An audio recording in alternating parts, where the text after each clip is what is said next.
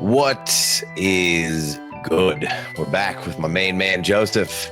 Got a little PWOPR action for you and a coach I was open. So we're going to talk both things, a little different build on those, and we'll talk about those as we approach them. But Joseph, how you doing, man?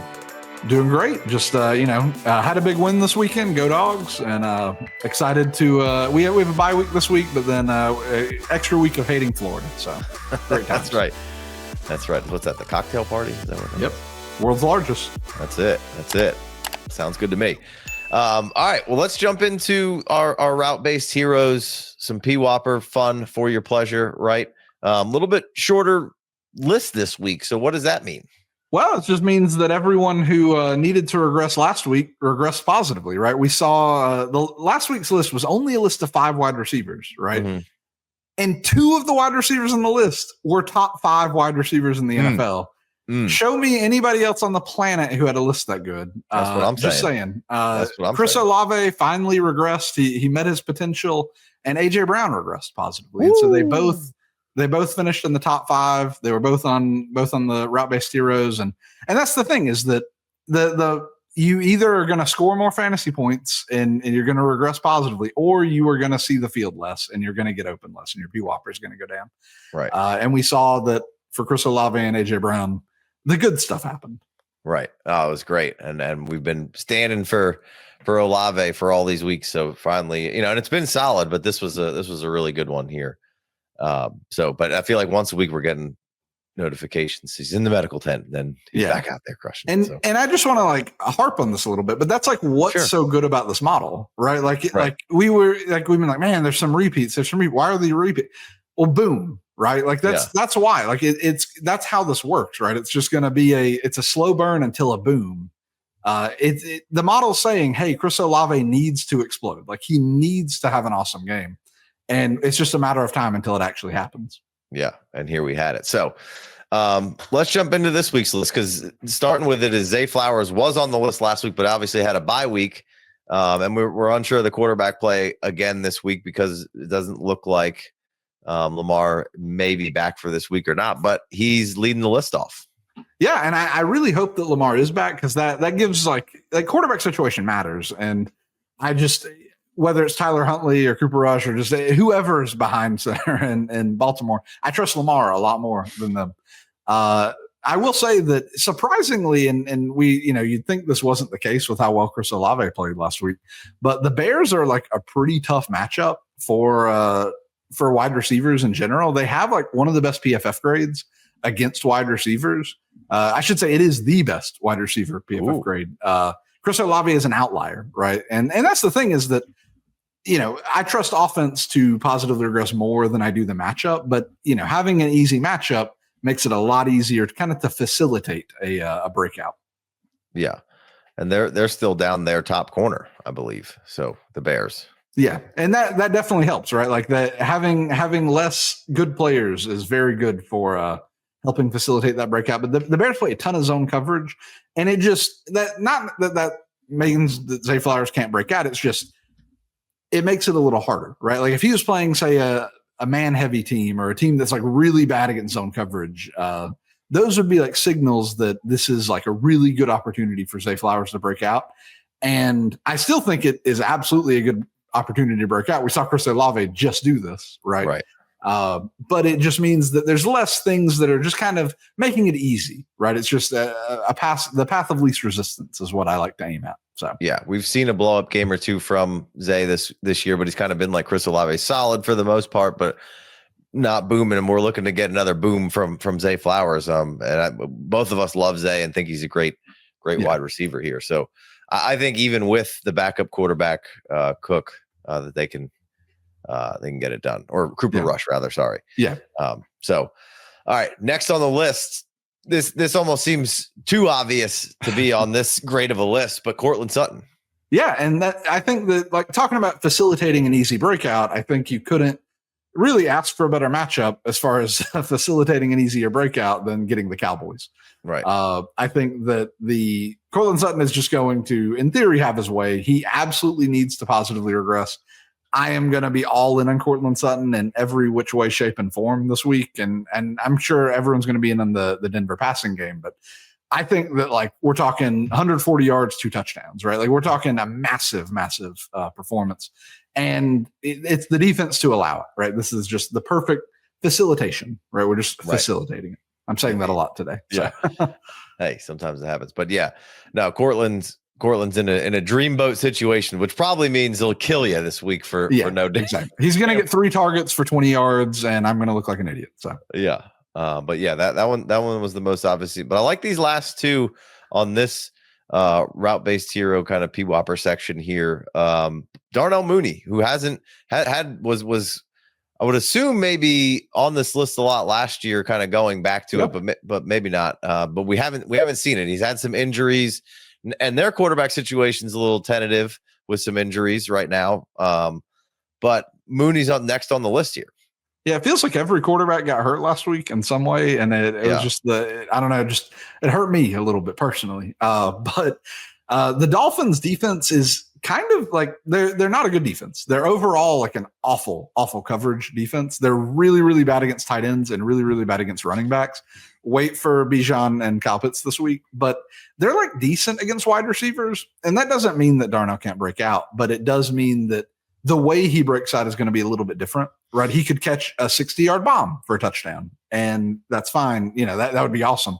But he's probably not going to get like 15 targets and you know, break out that way, right? That's absolutely a way you can break out, is getting a ton of targets. Sure. That's probably not what's going to happen. It's going to be catching a big touchdown or something. But the Dolphins are shockingly a defense that is pretty good at keeping everything in front of them.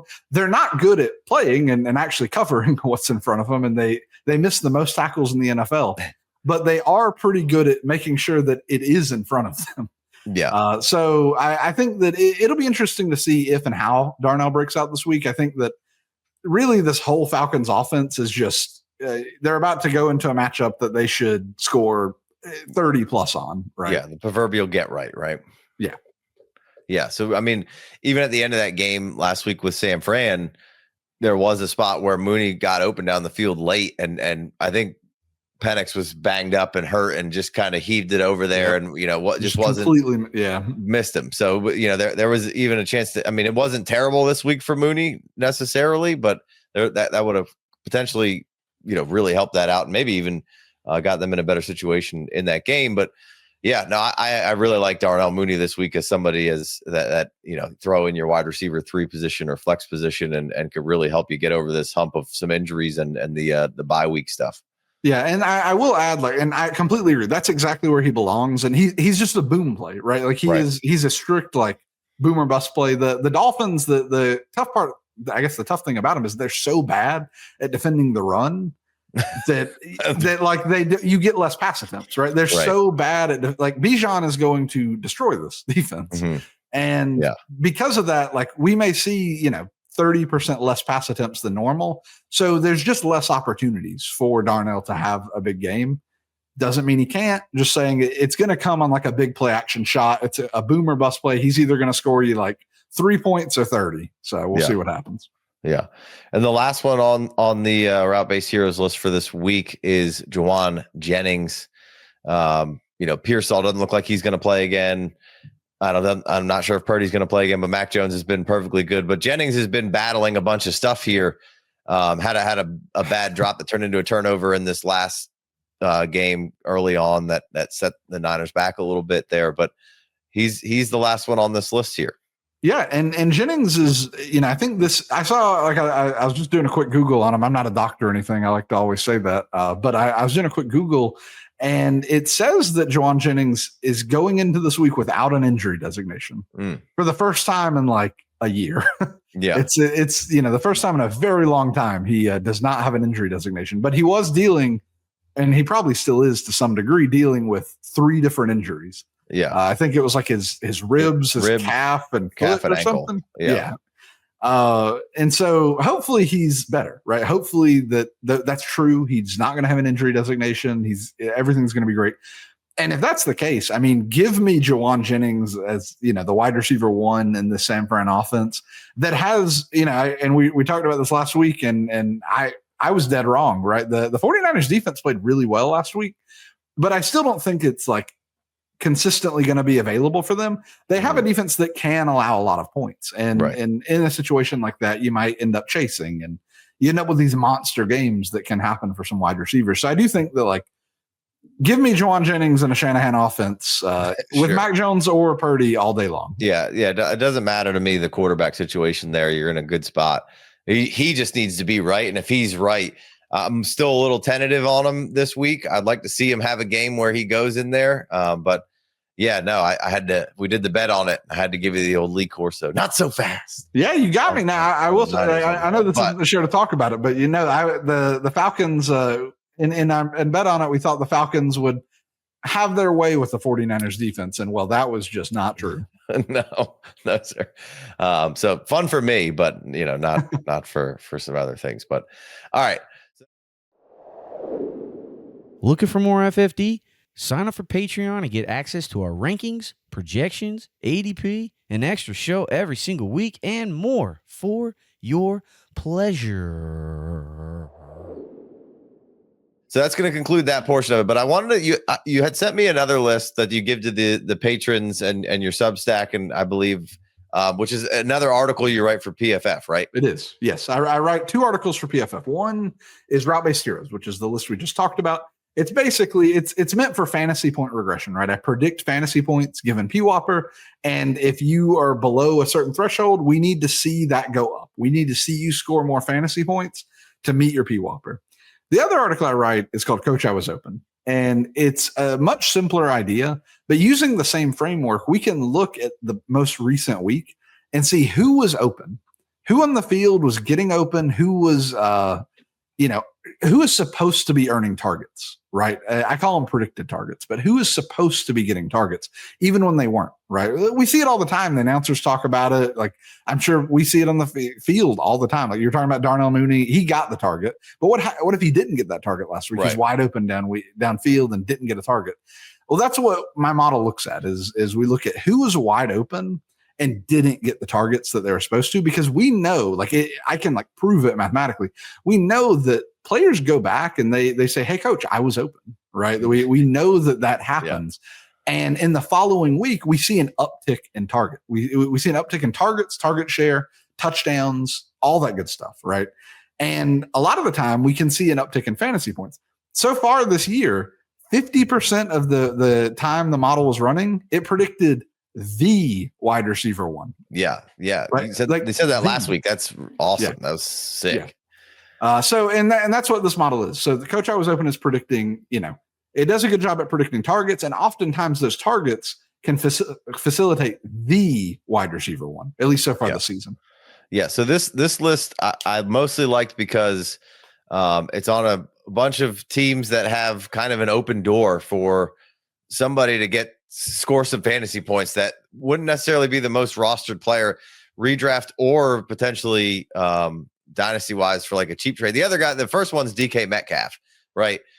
So we can talk a little bit about him, but then it's the other DK, Chamire, and then Arian Smith and Lil Jordan Humphreys. So you've got Tennessee, the Jets, and the Giants, all kind of ugly offenses, but door kind of wide open there. So take us through a little bit of this before we end this show today. Yeah. So again, this is just looking at week 7. So this is not like a season long outlook, or this isn't like how they've done the season. This isn't how they did in the last 3 weeks, anything like that. This is just week 7.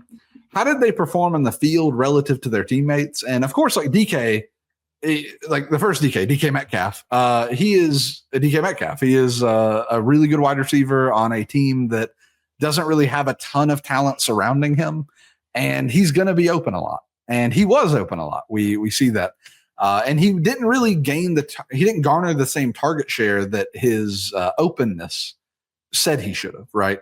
And I've often encountered when this happens with elite players. So earlier this season when it happened with George Pickens, he went around and had the wide receiver 1 performance. When this happened with Amon-Ra St. Brown early on in the season, Amon-Ra went on and had the wide receiver 1 performance. I'm not saying that DK Metcalf is going to have the wide receiver 1 performance. He has in theory, a pretty tough matchup this week against the Packers, right? I think that's who the Steelers play. Yeah, they got the Packers on Sunday night.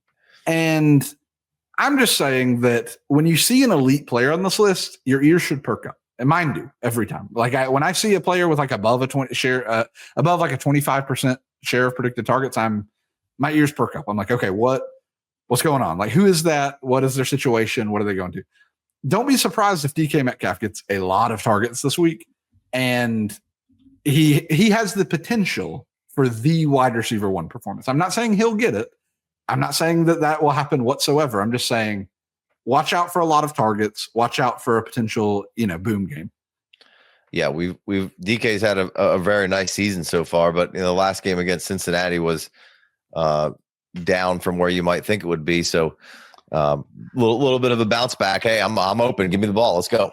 Yeah, and that's I should say, like, that's what's so awesome about this model. The model says that he was still playing really well. Like, he still had a really good share of predicted targets. I think it was like 28%. He still played really well. Yeah, but he didn't, like, targets are more volatile. Fantasy points are more volatile than share of predicted targets. And that kind of goes into the idea that some positive regression should happen. And oftentimes we see this happen quickly, this kind of regression. Yeah. Well, the other guy on this list was a Florida Gator at one point. So it is Florida Hate Week. It is Florida Hate Week. We get 2 weeks. Yeah. But he's definitely the most interesting one of those other kind of guys who are like the not as sexy names, because he has been kind of flashing a little bit. The kick returns and punt returns have been, highlight kind of real plays. And then I think he had one in this last game. So, Shamire DK is somebody dynasty wise where you should be stashing or throw in draft when you're trading there, like a throw in player in trades if the guy you're trading with. Like, I don't know how much I'm not interested in Lil Jordan Humphreys as necessarily like a long-term asset. I'd probably be more like a redraft if I need something to play. And then Arian Smith, I guess he could be in the DK kind of threshold of like, maybe I might want him a little long-term, but that was the most interesting one on the list to me for the kind of lower level players. What's your synopsis on those 3 guys down there? Yeah, so to start with the other DK, Chimere DK, I think that's how you say his name. I really don't know. I think the most interesting thing is, so in week 6 against the Raiders, he had 31 receiving route snaps, right? So he ran 31 routes. And he actually he didn't make the list. He didn't have like an amazing share of predicted targets or anything. It's not like he had a standout game. But last week against the Patriots, he had less snaps, so 27 snaps, and a far better share of predicted targets, to the point where he made the list, right? So he didn't get as many targets as he really should have. And I think this is really telling because the Raiders play a lot of zone and the Patriots play a lot of man. And, skill often matters a lot more when you're playing man. PFF has done studies about this. There's a lot of like data-driven information that says when the defense plays man, skill matters. Skill matters way more when the defense plays man. And so DK showing up, Chimere DK showing up, kind of later in the season against a man-heavy defense. He had a good game, but my model says he should have had a better game, is what it says. And to me, that is a very positive sign, because that says that there's some level of skill there, right? Like, it's not purely being schemed open or anything like that. There's some level of skill involved in that. And I would consider that a good thing. Not saying that means he's going to go on and have a Hall of Fame career or anything, but I think that that's a really positive sign for him. And if I was a DK owner, a Chimere DK owner, I would be pretty happy about that. Like, that would be like, okay, this is a really positive sign for the future. So we'll see what happens. I think the Titans play a pretty zone heavy team this week. I'd say the Colts mix up their coverages quite often. So we'll see. Like, I think another back-to-back performance of getting a lot of targets and performing well would mean, the sky's the limit. Yeah. Yeah. And I mean, obviously they were missing Ridley and they just released Lockett and all those kind of things, but just what this is telling me. And then when it matches to like having highlight plays on the field and looking proper on the field, that's when I start to get really excited about players that you bring up. Not that I don't trust this data, because I think it's great. And obviously it's proving itself out, but like dynasty wise, long-term wise, that's somebody that's really sticking out to me and kind of got me pretty excited that he's on this list.